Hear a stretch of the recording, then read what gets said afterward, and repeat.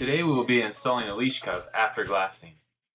We'll need our Ron's mini leash plug, a drill, a weight to hold the board down, and we're going to be using a 1-inch hole saw bit as well. I like to put the mini leash cup up to the hole saw bit just to see how deep we need to drill. Then just grab a piece of tape and tape off around the hole saw bit.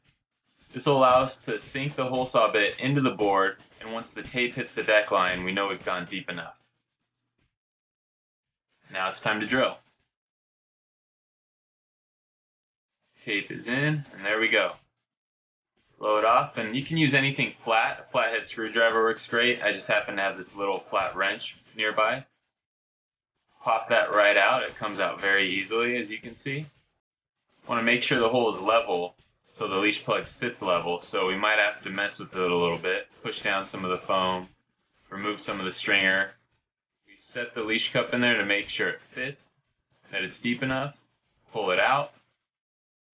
Now we can move forward with taping off the leash cup. We want to do this so the resin doesn't get inside. We're going to trim the tape from around the top of the leash cup. Pull that off. You can see it's nice and closed off. In order to keep the brass bar straight across the way we want it, we're going to grab a pen and locate our two brass bars and just draw a line right in between them. That way we know where the brass bar is. Since we did a purple textured tint on the board, we're going to go ahead and use that same purple tint in the leash cup resin. Just add a little bit in. We're going to also add in some thiksil to thicken up the mixture so it doesn't drain out. And we're going to mix. The consistency isn't going to be super thick, but it's also not going to be very thin. We're going to have it kind of middle ground. That way the leash cup can sit in there and the resin can squeeze out. If we do it too thick, then we'll have a hard time squeezing the resin out. Pour our resin into the leash cup hole. Generally I like to fill it up about halfway. Push it down and kind of do a rotation, that way it comes up evenly.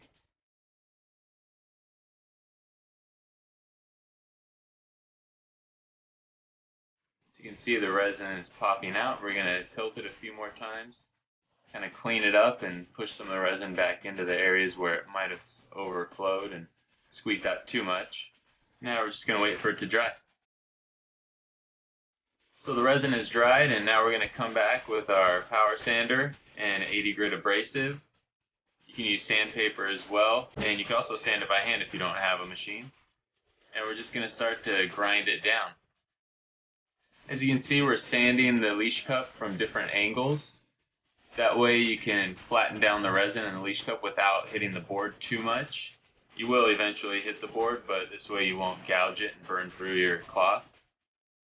Now we're going to switch to a 120 abrasive and just clean up those scratch marks.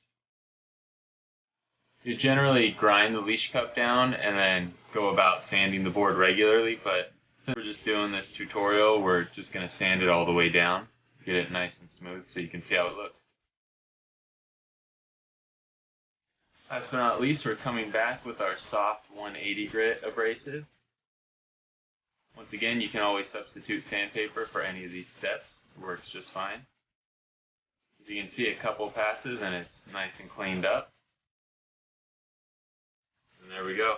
Once we wipe it down, leash cup's ready to go.